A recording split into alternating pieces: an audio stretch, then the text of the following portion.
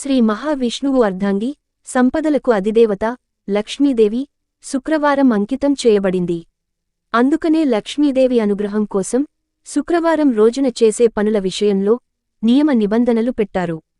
అంతేకాదు చేసే పనులు కూడా ఎంతో పవిత్రంగా ఉండాలని సూచించారు. లక్ష్మీదేవి అనుగ్రహం ఉన్న ఇంట్లో సిరి సంపదలకు లోటు ఉండదు. కనుక అమ్మవారి అనుగ్రహం కోసం శుక్రవారం రోజున ఉదయాన్నే నిద్రలేవాలి, ఇంటిని శుభ్రం చేసి ఇంటి ముందు కల్లాపి చల్లి ముగ్గు వేయాలి. అనంతరం అభ్యంగ స్నానం చేసి పూజా గదిని శుభ్రం చేయాలి. శుక్రవారం రోజున ఇంట్లో కుటుంబ సభ్యులతో వివాదాల జోలికి వెళ్లవద్దు.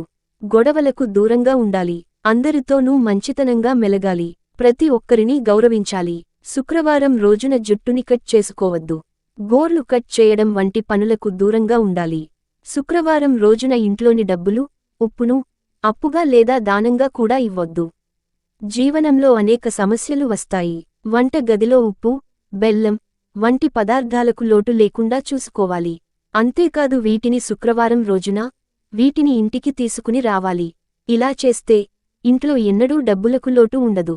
శుక్రవారం రోజున ఇంటి ఇల్లాలి మనసును నొప్పించే విధంగా మాట్లాడవద్దు.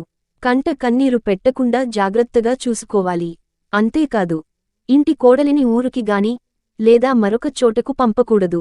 ఎందుకంటే కోడలు ఇంటికి లక్ష్మీదేవి స్వరూపమని నమ్మకం. కనుక శుక్రవారం రోజున ఇంటి కోడలిని ఉసురుపెట్టవద్దు. శుక్రవారం రోజున లక్ష్మీదేవిని పూజిస్తూ అష్టలక్ష్మీ వ్రతం చేసేవారి ఇంట ఎల్లప్పుడూ ధనధాన్యాలకు, సుఖ సంపదలకు లోటు ఉండదని, అఖండ ధనయోగం ఉంటుందని నమ్మకం.